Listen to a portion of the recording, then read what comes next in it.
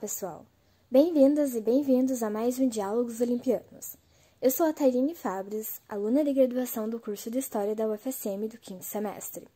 Sou bolsista de iniciação científica para a BIC-FAPERGS. Também sou membro do GEMAN e desenvolvo minha pesquisa sobre a representação da deusa Xerá no Antigo Testamento, sob a orientação da professora Semiramis Corsi.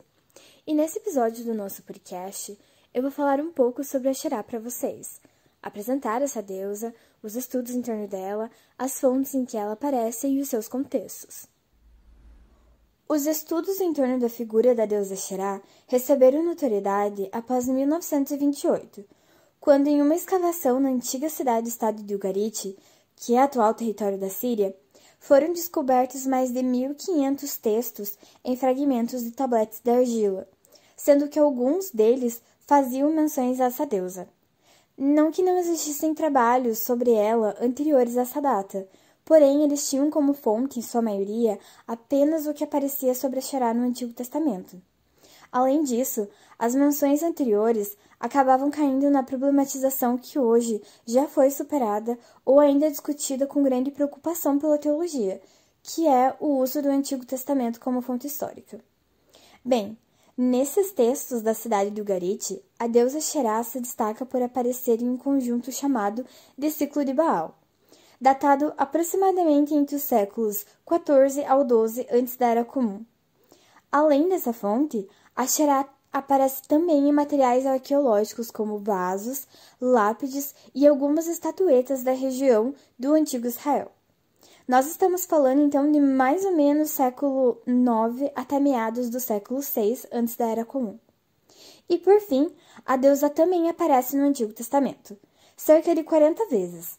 Dependendo da versão antigo-testamentária, ela é referida com diferentes nomes e até mesmo como árvore sagrada ou tronco sagrado. Geralmente, em traduções diretas do hebraico, ela é citada com seu próprio nome, no singular ou plural, com uma maior regularidade. Dando continuidade à nossa discussão sobre os trabalhos acadêmicos ao redor da temática, na década de 40 houve um grande aumento nas publicações sobre a deusa.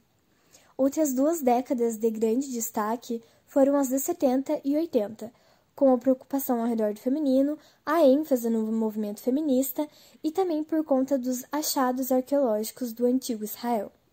Seguindo a cronologia, nos anos 90 e 2000, os trabalhos continuaram em uma quantidade menor, ainda que incessantes.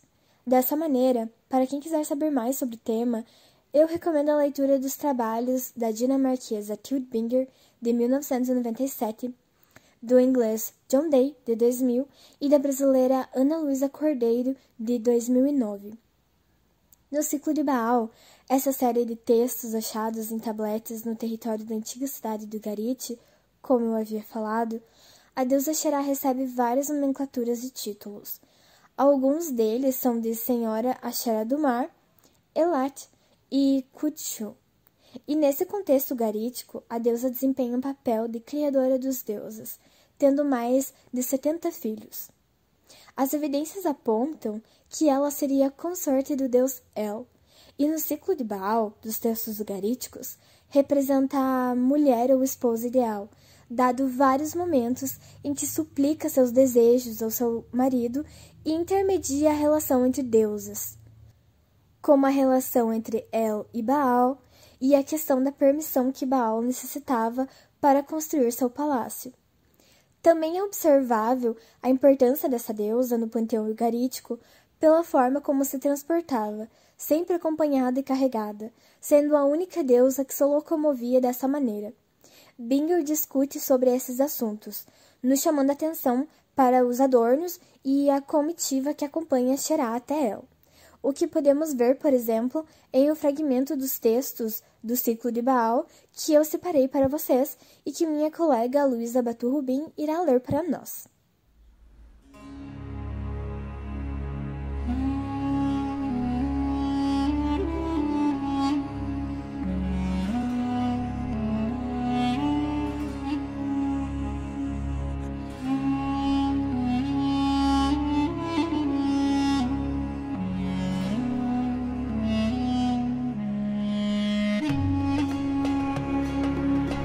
Touro é o pai.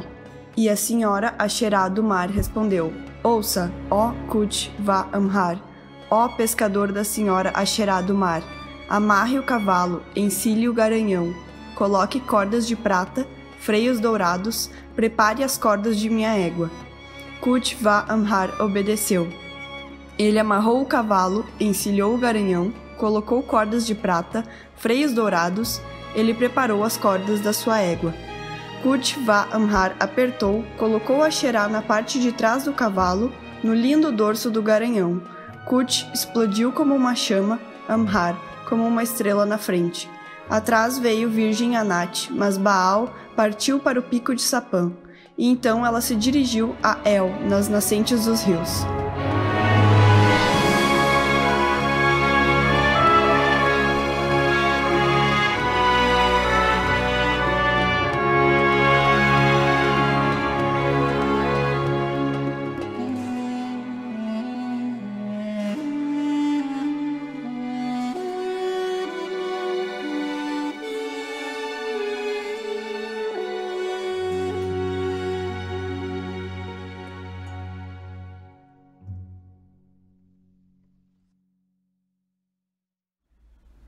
Dessa maneira, observamos que outros deuses, como o próprio Baal, apenas são mencionados em sua saída, mas Asherá, em sua importância, recebe privilégios em forma de ornamentos em ouro, prata e companhias. Já no âmbito israelita, a deusa Asherá exerce uma função de proteção. E escolhi para comentar nesse podcast 2 exemplos muito comuns da cultura material encontrada em torno de Asherá, utilizados e estudados pelos teólogos. Uma tumba e 2 vasos, ainda que esses não sejam os únicos materiais que podem ser analisados para esse fim. Os objetos foram encontrados respectivamente na Cisjordânia e no nordeste da Península do Sinai. Antes de tais achados, na década de 60 e 70, uma discussão acirrada disputava a existência e reconhecimento da deusa, aparecendo ao lado do deus israelita Yahvé e até mesmo como integrante do panteão israelita, pois o seu nome também era visto como a nomenclatura do objeto de culto de uma deusa, e não exatamente da deusa em si. Ou seja, segundo essa discussão, o Deus do Antigo Testamento, Yahvé, teria uma consorte divina, o que causou muita especulação e trouxe uma série de estudos sobre como ela foi sendo eliminada na construção do monoteísmo em torno de Yahvé na escrita do Antigo Testamento. Voltando aos exemplos da cultura material sobre Asherá, na tumba temos uma inscrição rogando pela proteção a Yahvé e Asherá, que manteria suas mãos sobre o indivíduo.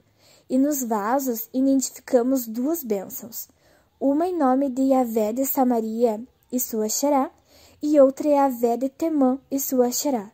Assim ficou como consenso entre os teólogos e historiadores que a forma de culto entre os israelitas do século IX ao VI antes da Era Comum era politeísta, e nesses casos o nome da deusa faz referência à própria deusa.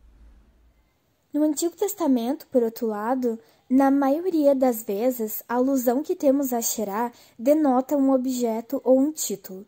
Poucas vezes aparece como o nome de uma divindade propriamente. Também temos por entendimento que essa divindade é referida como uma deusa cananeia, portanto é uma deusa estrangeira. O seu culto é introduzido no reino de Israel em diferentes ocasiões como forma de agradar mulheres estrangeiras da corte. Assim fez o rei Salomão e o rei Acabe. Das 40 vezes que eu falei que ela é referida no Antigo Testamento, 6 vezes ela é citada como uma deusa.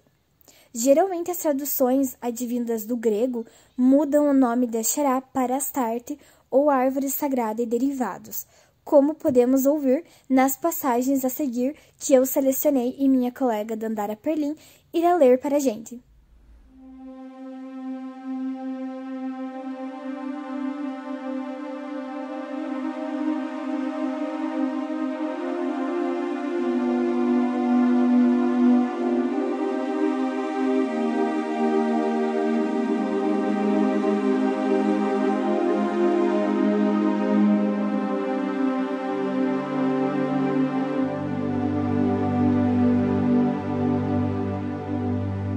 Deuteronômio, capítulo 16, versículo 21.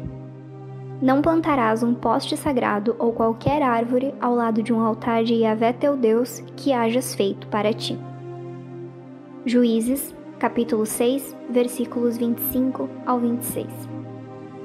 Aconteceu que naquela mesma noite, Yahvé disse a Gideão: Toma o touro de teu pai, o touro de 7 anos, de uma segunda cria. Destrói o altar de Baal que pertence a teu pai e quebra o poste sagrado que está ao lado. Em seguida, construirás a Yahvé teu Deus, no cume desse lugar forte, um altar feito segundo a regra.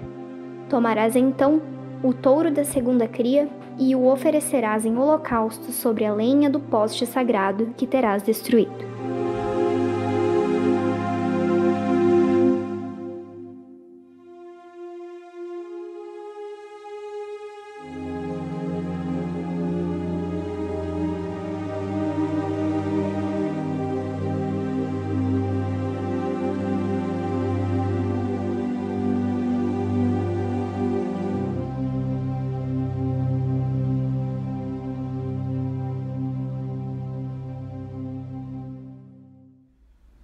Essas passagens do Antigo Testamento são bastante interessantes, mas, como comentei, elas não trazem o nome da deusa diretamente mencionado.